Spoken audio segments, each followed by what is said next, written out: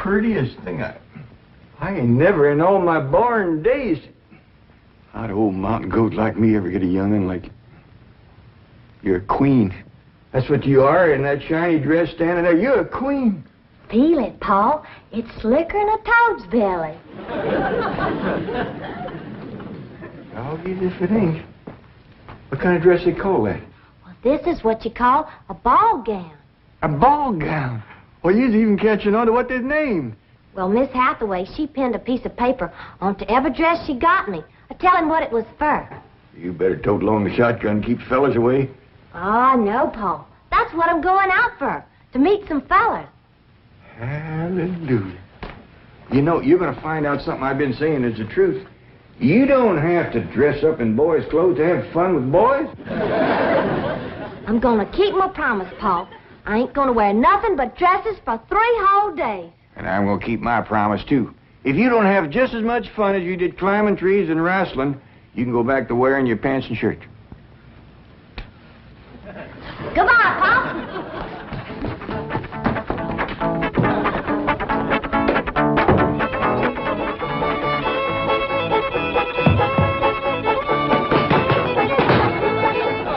What you doing? Killing ants? Hey, this place ain't got no ants. I'll tell you something else it ain't got. That's me. I'm gonna pack up and go home. Now, wait a minute. Hold on there. This is home. Not to me it ain't. And for my part, they can give Beverly Hills back to the Indians. Or whoever else was fool enough to come here in the first place. Come on, let's go in here and sit down and we'll talk this whole thing over. You just got your back up because the police made us get rid of all our cows and pigs and chickens and stuff. Well, that didn't help none. But if they don't allow folks to have stock, why have they got that all-fired fancy stock pen down there? Well, Granny, it turned out that there was something called a tennis court. What in tarnation is a tennis? I don't know, but one of these days we'll get us a pair of them and go to raise them out there. Well, you go to raising them. I'm going back home, where I can get some good things in life, like hog jowls and possum shanks. Now, hold on, Granny. Jethro's out hunting possums right now. He won't find none. I've been all over these Beverly Hills, and I tell you it ain't easy. Climbing fences and walls and jumping over hedges to get around those cement ponds where there are a lot of half-naked women laying there smearing themselves with oil and yelling at you to get out, get out. I tell you, Jed, this place is full of the laziest, greasiest, unfriendliest mess of people I ever did lay my eyes on. Here's Jethro. Hi, boy. What'd you get? I got chased by a fellow with a club. Now, you hear that, Jed? It says Beverly Hillbillies picking on a little boy like Jethro. Come on, Jethro, load up the truck and let's head for home. Hold on. I think I know what's ailing you two. You're just plain old homesick. Well, I'm sick of this home, I can tell you that. Yeah, now, I got a surprise. I've been kind of saving. I reckon now's good times any to let the cat out of the bag. We need pigs and chickens, and he gets us a cat. Now, that ain't the surprise, Granny. The surprise is Pearl's coming out here. Ma's coming out here? Yeah, and she's bringing your sister Jethrine. Hot diggity dog. Yeah, I wrote her a letter. I said, Pearl, I says, why don't you come out here and bring Jethrine? We got lots of room and plenty to eat, and we sure is a hanker to see you. Oh, boy. I gotta get us some possum now, because if there's one thing Ma and Jethrine likes, it's grits and possum shanks. You don't look particular cheered up, Granny. Jed, you might fool that boy with a story like that, but not me. What do you mean? Since when can you write letters? Granny, now wait a minute. Wait a minute. Granny, I didn't write that letter by hand. Held the pencil twist your toes, did you? No, I wrote it by a new way. The banker's secretary showed me. It's called dictation. What's dictation? Oh, it's wonderful, Granny. You just talk and she writes it down. She sure must write fast. Yeah, with a bad hand, too. She got a bad hand? This one, she calls it her shorthand. I don't care how many letters you dictate, Jed. Pearl ain't a-coming out here. Leastwise, not right now. Oh, sure she is, Granny. She's looking to find a husband for Jethrine. I'll tell you who Pearl is a-looking to get a husband for her. Pearl. And I think she's got her cap set for that oil man that bought your swamp. Mr. Brewster? Why, he lives clean over to Tulsa. Yeah, but pumping oil brings him over to your place. And I'll bet you pigs to polecats that when he shows up, Pearl ain't fur behind.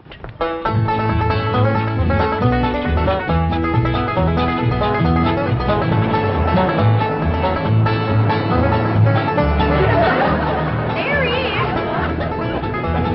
Hold on, Jeffrey.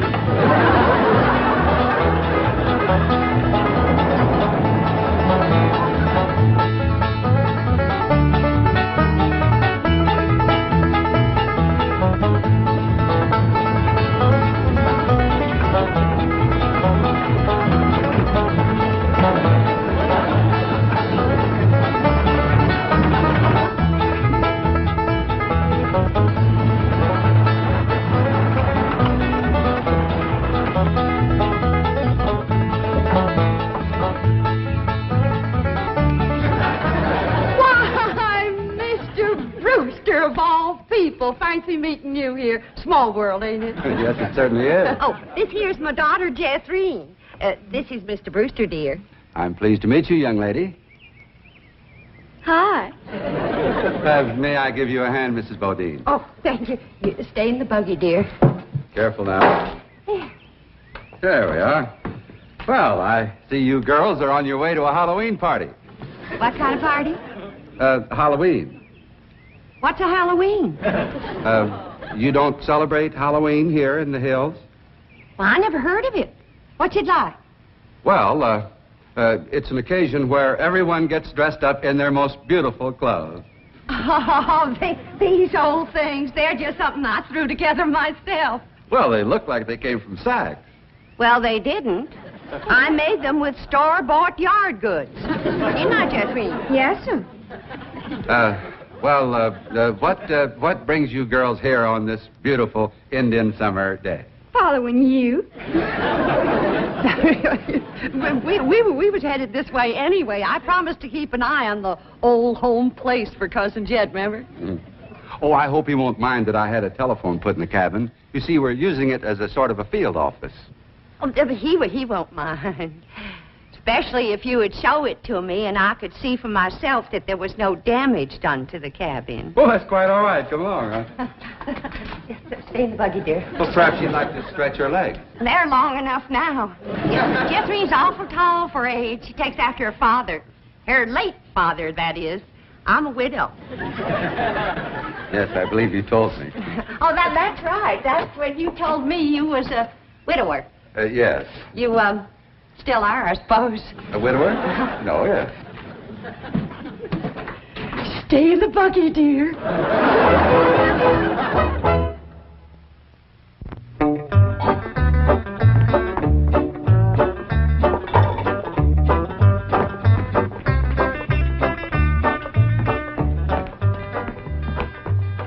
I'm going back where I should have stayed in the first place. Now, Granny, before you do something you're liable to be sorry for, you better take another look around. See all the nice things we got here that you wouldn't have back home. Like what? Like this great big cooking room, for one thing. Why, you could take our whole cabin in and put it right in this one room. Well, if you did that, I might stay. What about them big ice boxes? Ain't got nothing like them back home. Didn't need 'em. Got nippy in the fall like the good Lord intended it to. This crazy California stays warm all year round. Well, that's awful good for growing things. Look at that fruit there. Did you ever in your whole born days ever see anything as pretty as that fruit? Don't spoil neither. Don't taste neither. Oh, now. Jethro ate a whole bunch of them grapes. 2 apples, a pear, and a whole handful of strawberries. And he said there wasn't one bit of juice in the whole kit and caboodle of them. He said it was dry as wax.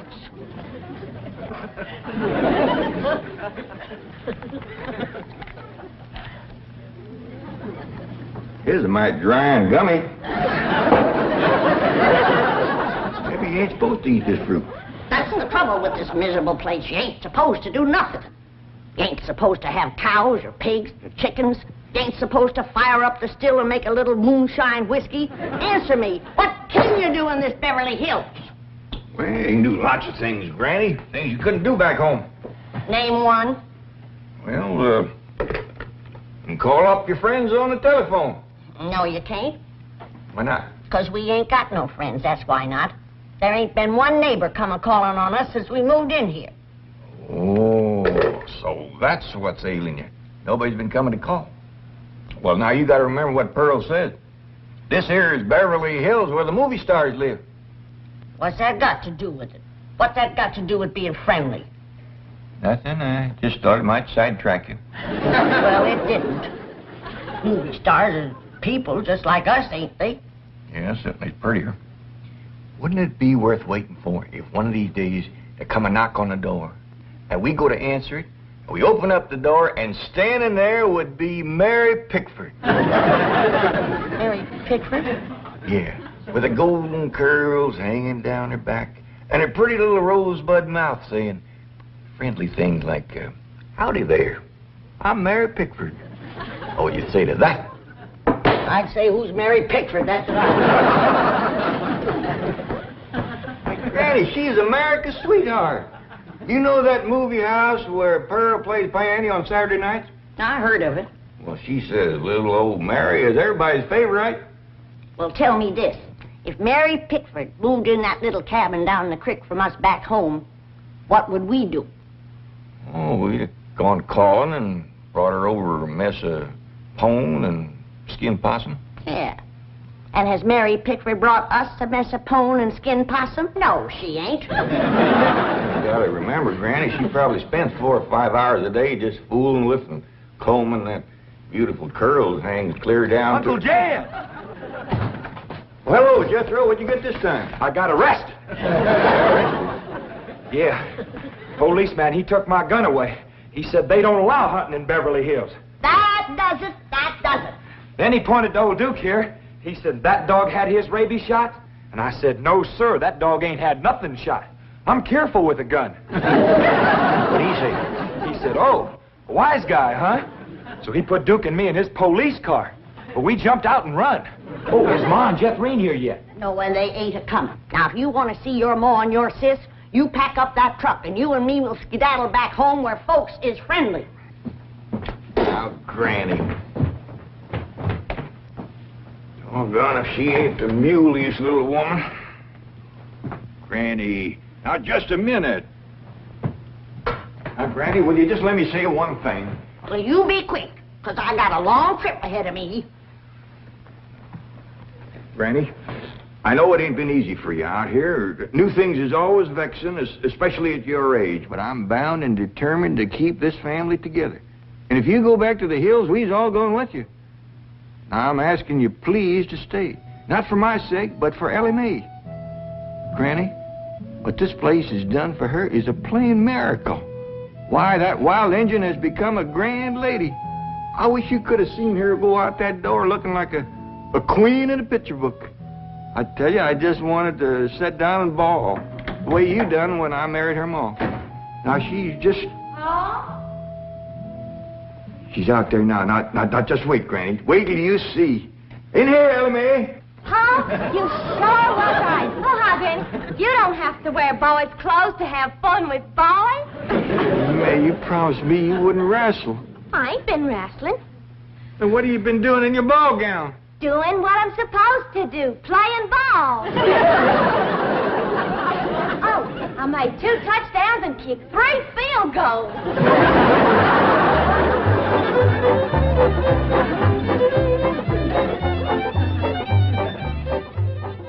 Well, your cousin certainly seems anxious for you to come to Beverly Hills, Mrs. Bodine. Will you? Mrs. Bodine? Yeah. Will you? Yeah. Will I what? Go to Beverly Hills to visit your cousin, Mr. Clampetts. Oh, well, not right now. I'm awful busy. You see, I do fancy sewing and hat making and give beauty courses and personality building and music lessons. Then on Saturday, I play the piano over the movie show to Oxford. And then, of course, there are my young ones, Jethro and Jethrine. Of course, they're no trouble. Jethro's in California, and Jethrine, she's fixing to get married. Well, congratulations. When's the wedding? Soon as she finds a fella. Well, you certainly are a busy woman, Mrs. Bodine. Yeah. As Cousin Jed used to say, Pearlie Tay, The fella that gets you sure don't have to worry about supporting you. This is the phone I was telling you about. It's called a field telephone. Now, with this, I can communicate directly with the men working at the drilling site.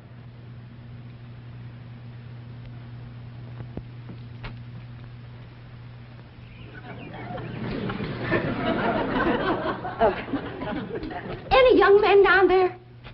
Oh, yes. Any unmarried young men?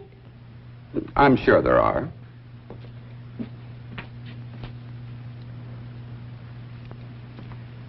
Any tall unmarried young men? Well, they're probably all sizes. Yeah. Suppose it gets pretty lonesome working down there.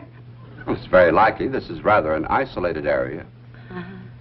Any specially tall, specially lonesome, unmarried young ones? I don't think I can call any by name, no. Uh-huh.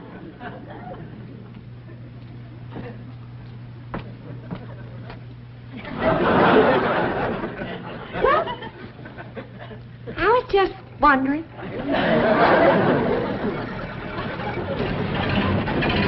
Excuse me, ma'am. Could you tell me where the oil drillers are working today? Well, now.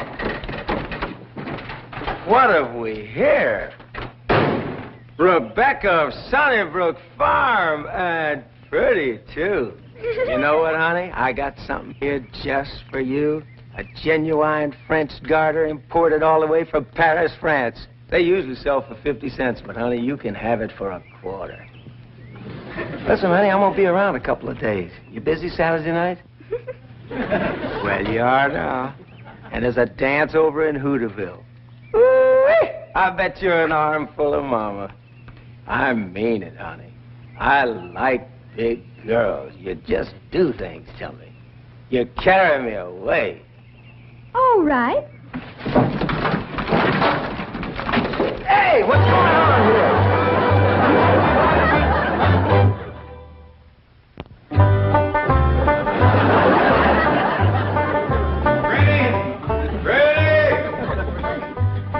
There you are. What are you doing? I'm figuring. And I figure best when I'm fishing. Ain't no fish in there. I ain't fishing for fish. I'm fishing for figuring. Hey,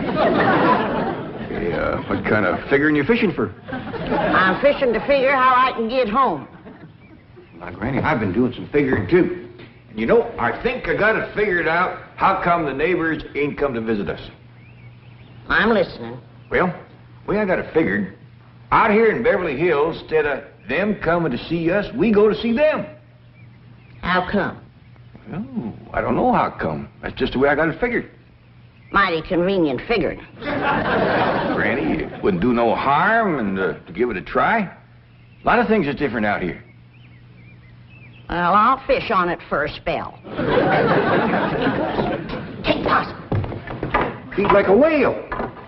Who said there ain't fish in here? Well, that's the prettiest I ever seen. Ah, I gotcha, you rascal. I'm gonna throw you right in the frying pan. This thing ain't nothing but skin. That's your Beverly Hills for you. All flashy and show on the outside and nothing on the inside where it counts. Now, fish and people is two different things. We're going to calling on our neighbors, and then we'll do our judging.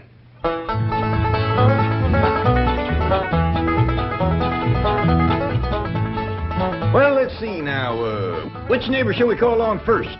Mr. Drysdale's off in Boston with his missus, so let's go this way. If you ask me, let's go back that way. Now, Granny, you promise. Come on, everybody, let's go. You reckon they'll give us a mess of pone or something, Pa? Or maybe some salted down possum. Probably so lie on us.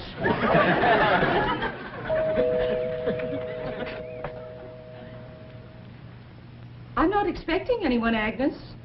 Oh, it's probably just some children playing trick-or-treat, ma'am. Hi, ma'am. We's the Clampetts. You got something for us? Jethro. Aren't you rather big for this? Yes, ma'am, we are. In fact, I don't see how anybody gets through that little door. Just a minute. Come in. Come in and set a spell, as you folks say up in the hill. Well, thank you. We got a lot of calls to make. But, this here is Granny. Howdy. Hello? I'm my daughter, Ellie. Oh. My nephew, Jethro. Jethro. And I'm Jed. Hello, Jed. I'm Agnes. Just call me Aggie.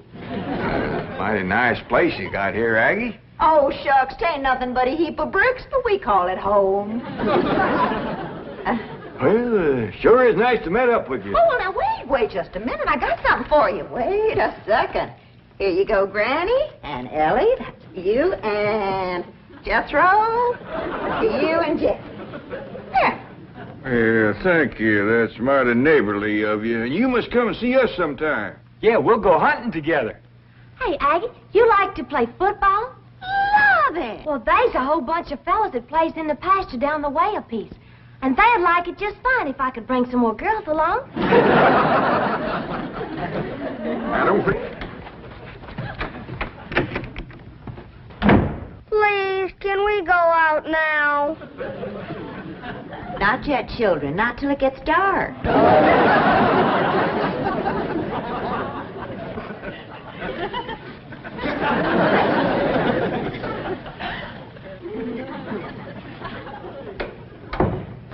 Ain't that the most pitiful thing? Heart-rendering. Just heart-rendering. Nice-looking woman. Friendly as you please. But them young'uns is the homeliest I ever see. Wonder she didn't want to come a-calling on us. Yeah. Reckon I'd stay home, too, if my kids looked like that. Kid, I ain't never gonna say a bad word about nobody. I know what you mean. Diggies, every house we went to, they was nice to us, wasn't they? Sure was, Jed. Hey, listen, everybody. I got an idea. Let's call up Cousin Pearl and tell her to come on out here. Uncle Jed, you can't call Ma on the telephone. Mr. Drysdale said we could call anybody we had a mind to. Well, Ma, she ain't got no telephone at home. Don't matter. She ain't never home nohow. The way I look at it, you can't never tell what you can do until you try. Don't forget to spin the wheel.